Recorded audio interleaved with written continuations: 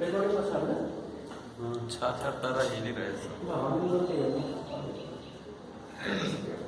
Okay, let me start.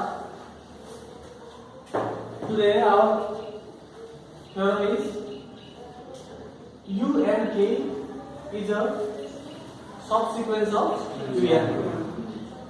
There is a sequence UN whose terms are U1, U2, U3, and there is a subsequence of UN that is shown by U and K, where the terms of U and K is taken from the terms of UN. So U and K is a subsequence of the sequence UN. UN को यो के हुन्छ एउटा subsequence हुन्छ। त्यो अवस्थामा we have to show two things. First, every limit point of subsequence U and K is also a limit point of the original sequence. Subsequence को जो limit हुन्छ, original sequence को पनि limit त्यही नै हुन्छ।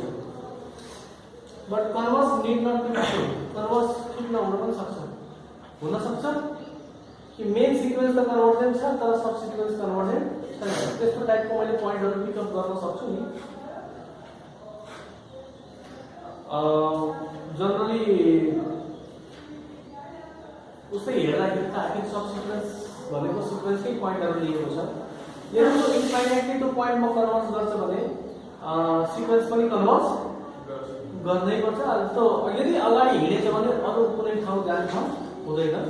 तर हाम्रो के स्किममा के भयो भने सब सिक्वेन्सबाट हामी कतातिर जाने हो सिक्वेन्सतिर जाने हो।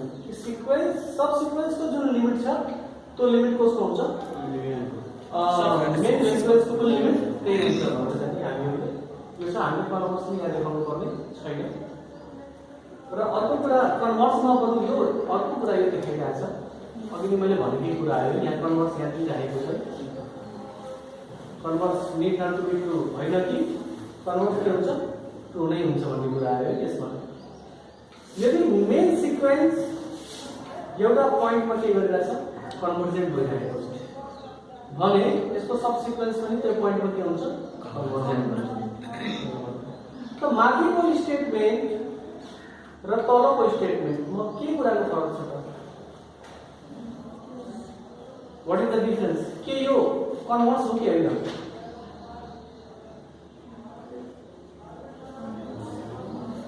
These two statements 1 and 2 are they converse statements or not? They are not converse statements. Actually माथिको जुन हाम्रो स्टेटमेन्ट छ यो लिमिटसँग सम्बन्धित छ। एउटा सिक्वेन्सको एक भन्दा बढी लिमिट पनि हुन सक्छ। Suppose that it is oscillatory sequence. Oscillatory कतिवटा लिमिट राख्छ भने दुईटा लिमिट राख्छ। तर त्यसको सब सिक्वेन्स हामीले बनाएर एउटा मात्रै लिमिट वाला बनाउन सकिन्छ हैन? त्यो लिमिटको केस भयो। र हाम्रो यो कन्भर्जनको केस के हुन्छ भने एउटा मात्रै लिमिट छ भन्ने कुरा हुन्छ। त्यसकारण अघि चाहिँ हामीले त्यहाँ कुरा गर्दाखेरि के भन्छ converse need not to be true भनेको त्यसले गर्दाखेरि अलिकति डिस्टर्ब गर्न सक्छ। तर यदि कन्भर्समा जानु पर्यो भने हामी लिमिटलाई लिएर जान सकिन्छ कि के लिएर जानुपर्छ कन्भर्जेन्टलाई लिएर जानुपर्छ कि एउटै लिमिट छ भन्ने केसमा। त कन्भर्सली भनौँ अथवा सेकेन्ड यसको statement if the sequence is converging to L then its subsequence will also converge to the limit limit L। Limit L भन्दाखेरि लिमिट त हो नै तर कन्भर्जेन्ट भएपछि के हुन्छ एउटा मात्रै लिमिट हुन्छ एक भन्दा बढी लिमिट हुँदैन। यो कुरा चाहिँ हामीले ध्यान राख्नुपर्छ। त यसमा के कुराको फरक छ भन्दाखेरि limit may be more than 1 but convergent limit is always 1। हामीसँग दुईटा स्टेटमेन्ट छ। यो दुईटा स्टेटमेन्ट हामीले यहाँ प्रुभ गरेर अब देखाउँछौँ कसरी हामीले प्रुभ गर्न सकिन्छ। हेरौँ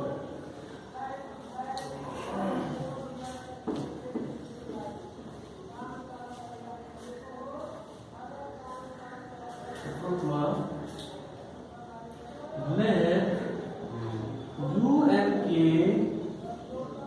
is of subsequence UK subsequence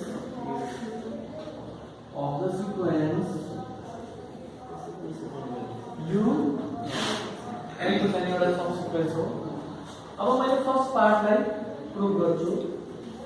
first पार्टमा हाम्रो दिएको कुरा के छ? Every limit point of UNK is also a limit point of UNK. Let any कुनै एउटा लिमिट हामीले लिने। Let L be any limit point of our subsequence UNK. तो मानव L के हो एउटा लिमिट पोइन्ट। अब यदि यो UNK को लिमिट पोइन्ट हो भने यसको सानो इन्टरभल लिने हो भने त्यो सानो इन्टरभलमा यो सबसिक्वेन्स को कतिवटा पोइन्ट पर्छ?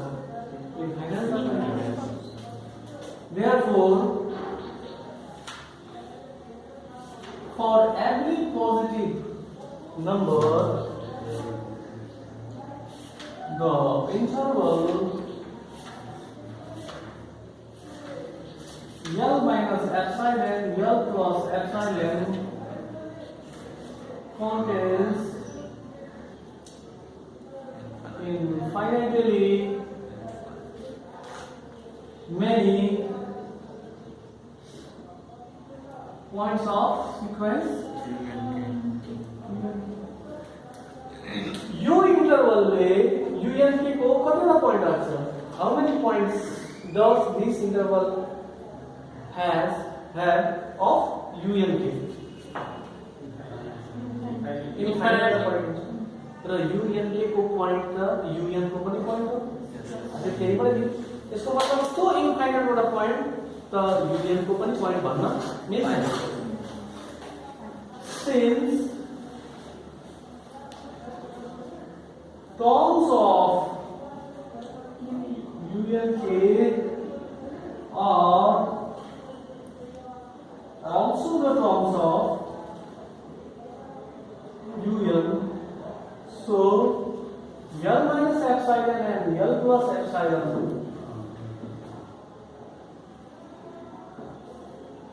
contains infinitely many points of UN. Yes, infinitely many points of इसको मतलब हो यो इन्टरवलले पनि यसको के राख्यो? इन्फाइनाइट वटा पॉइंट राखेको छ। जब यो इन्टरवलले यसको इन्फाइनाइट वटा पॉइंट राख्छ भने यो एउटा लिमिट पॉइंट UN को हुन्छ कि हुँदैन? इन्टरवलले जसको इन्फाइनाइट पॉइंट राख्छ तो जसको इन्टरवल हो त्यो पॉइंट त्यही सिक्वेन्सको लिमिट भइहाल्छ। तर यो L को इन्टरवलले UN को इन्फाइनाइट पॉइंट राख्यो त्यसकारण L कसको लिमिट पॉइंट भइहाल्छ? Therefore, L is the limit point of UN. UN को पनि यो लिमिट पॉइंट भयो। त हामीले L कस्तो लिएको थियौं? Any limit point. यानी जुनसुकै तुल्य लिमिट पॉइंट लियो हामीले लियौं भने सबसिक्वेन्स को जुनसुकै लिमिट पॉइंट पनि लास्टमा गएर त्यो कस्तो लिमिट पॉइंट हुन्छ? UN। Therefore, our the first statement is proved that every limit point of the subsequence is also a limit point of the sequence. ठीक छ? यो लिमिट को केस हो। ध्यान दिनु यो कन्भर्जन को केस हैन, कसको केस हो? लिमिट को केस हो। There may be more than one limit. So I have discussed here for any limit. Any limit भन्नको मतलब त्यो एउटै लिमिट मात्रै छैन, जुनसुकै लिमिट होस् भन्न खोजेको। अब यसको जुन कन्भर्स पार्ट छ, त्यो कन्भर्स पार्ट चाहिँ नि लिमिट को बारेमा हैन, के को बारेमा? कन्भर्जेन्स को बारेमा। कन्भर्समा के भन्छ भने कन्भर्स यसलाई अलिकति शब्द उपयुक्त हुन्न किनभने दुईटैमा लिमिट भएको कन्भर्स भन्ने हैन, यो त अर्कै सेपरेट स्टेटमेन्ट हो। सेकेन्ड स्टेटमेन्टमा भन्छ यदि सिक्वेन्स L मा कन्भर्ज गर्छ भने सबसिक्वेन्स पनि कुनै पोइन्टमा कन्भर्ज गर्छ। अब यसमा लिमिट भन्न मिल्छ कि मिल्दैन पहिला यो विचार गरौँ। यदि सिक्वेन्स ले जुन लिमिट राख्छ सबसिक्वेन्सले पनि त्यही लिमिट राख्छ भन्ने ग्यारेन्टी छैन। हुन सक्छ मानिहाल एउटा सिक्वेन्सको दुईटा लिमिट छ। सब सिक्वेन्स त मैले पोइन्ट चुज गरेर लिने हो नि त्यो पोइन्ट चुज गरेर लिँदाखेरि जस्तै एक्जाम्पलको लागि -1 to the power n भन्ने एउटा सिक्वेन्स छ त this sequence gives -1 + 1 -1 + 1 how many limits does it have? One is +1 another limit is -1 दुईटा लिमिट छ अब मैले यसको सब सिक्वेन्स बनाउन सक्छु नि I can define another subsequence of this sequence by taking only 1 1 1 1 अब यो सबसिक्वेन्स को लिमिट कति हुन्छ 1 हुन्छ यसको लिमिट 1 भयो त के सिक्वेन्स को लिमिट -1 हो कि हैन त के सबसिक्वेन्स को पनि -1 भयो कन्भर्स पनि राइट नै हुन्छ भन्ने ग्यारेन्टी छैन कसको केसमा लिमिट को केस त्यही कारण यहाँ कन्भर्स को केसमा लिमिट राखेको छैन त्यसलाई अलिकति अझै संकुचित बनाएर त्यसले लिमिटलाई केमा कन्भर्ट गर्दियो कन्भर्जेन्समा कन्भर्ट गर्दियो कि भाइ लिमिट त छ तर कतिवटा छ एउटा मात्रै छ in that case if the sequence is converting to limit L then subsequence will also convert to limit L and limit भनेको दुईटा केसमा उसले एक्सेस गरिरहेको छ either it is finite or finite भनेको त L नै राखौँ इनफाइनाइट भनेपछि यसको के मतलब आउँछ भने if un converges to plus infinity un will also converge to plus infinity and similarly for minus infinity actually हामीले फाइनाइट भ्यालुलाई यो भ्यालु प्रयोग गर्छौं अर्को पटक इनफाइनाइट भ्यालु प्रयोग गर्छौं त सेकेन्डमा सुरु गरौँ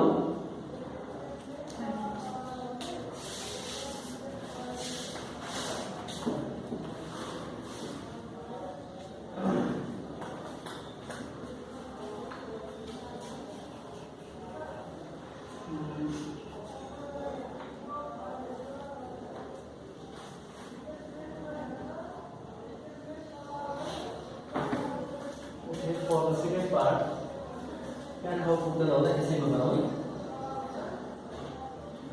let un is converging to the limit at finitely कसरी कन्भर्ट गरे फाइनाइट को कन्भर्ट गरे अब फाइनाइटली लिमिट को कन्भर्ट गर्छ भने कन्भर्जेन्ट को परिभाषाले according to definition of convergence therefore for every epsilon positive number there exists and is the element of natural number such that modulus of un minus l is less than epsilon for every l is greater than or equal to yeah. This is the condition of convergence.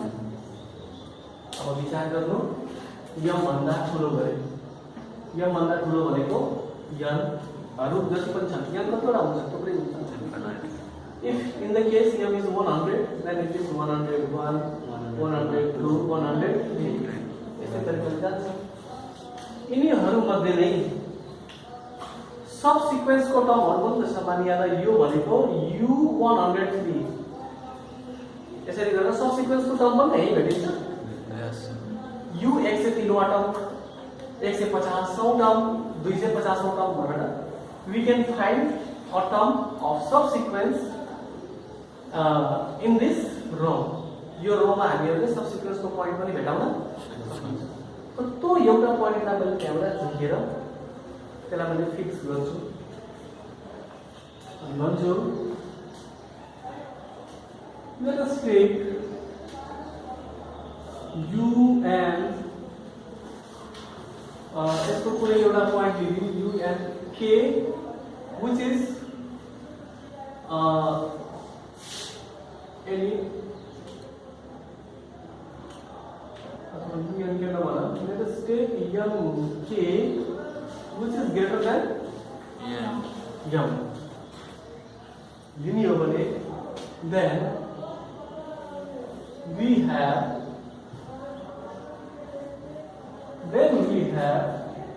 u and k minus l is less than epsilon for every n k is greater than is greater or equal to n. आखिर n k भनेको पनि छ सिक्वेन्सकै point हो, point चाहिँ उसको सिक्वेन्सकै हो र को भन्दा अगाडिको टर्म हो m भन्दा अगाडिको टर्म हो, m टर्म भन्दा अगाडिको टर्म हो हैन। त्यो हामीले लेख्न पाइयो।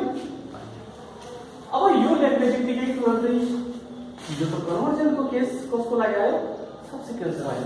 जस्ट अ सिम्पल सब्स्टिट्युसन गर्ने बित्तिकै यो सबसिक्वेन्सको कन्भर्जनको केस आयो।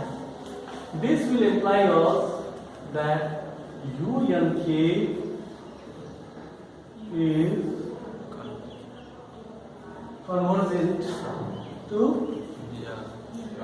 so in the case of L is finite, our second statement is true. अब कुन केस बाँकी रह्यो त? If limit is infinite.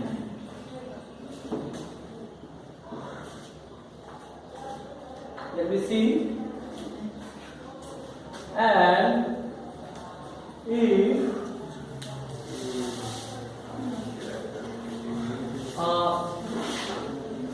UM sequence converges to plus infinity, then convergent को हाम्रो डेफिनेसनले के भन्छ?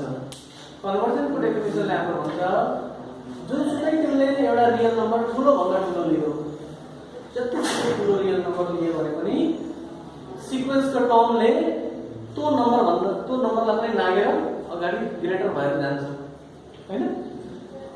देन फर एनी भनेको हेर तीनटा शब्दको प्रयोग हुन्छ एनालाइसिसमा। For any, for some and for every, यो तीनटा अलग अलग अर्थ आउँछ। For some भनेको एउटा पर्टिकुलर लिने हो, for some भनेपछि एउटा पर्टिकुलर पोइन्ट लिने के एउटा पोइन्ट नै लिने। For any भनेको जुनसुकै लियो, अनि for every भनेको पनि जुनसुकै लियो।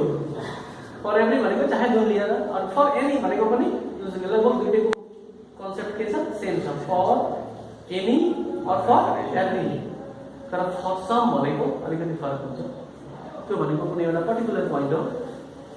हाम्रो केसमा देन फर एनी, कुनै पनि तिमीले रियल नम्बर लियो, एनी रियल नम्बर भनेपछि पोजिटिभ नै सोचौँ।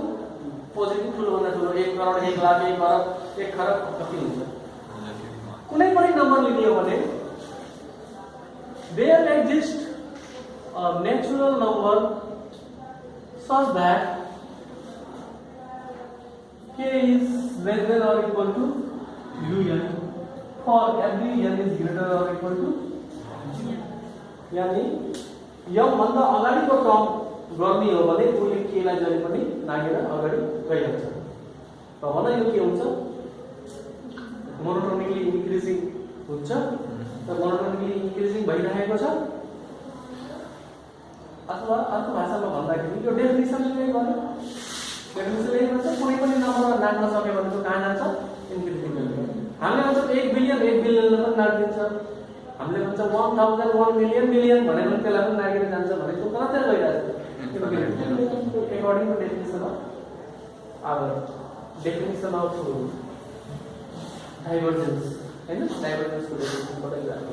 Okay, now taking this we can imply the same result for u and k for every n k is greater or equal to m।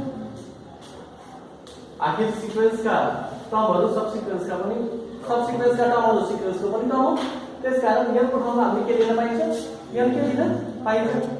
अघिको same त्यही case कि यहाँ पनि त्यही case भयो, same त्यही केस यहाँ रिपिट गर्नु। तो यो केस कसको लागि आयो? This implies that the sequence u and k diverges to plus infinity. And similarly, if the sequence un diverges to minus infinity, will imply the subsequence will also diverge to minus infinity. This completes Our theorem is the proof of the theorem. ल भन त यसमा केही कुरा चाहिँ मेरो सोध्नु पर्ने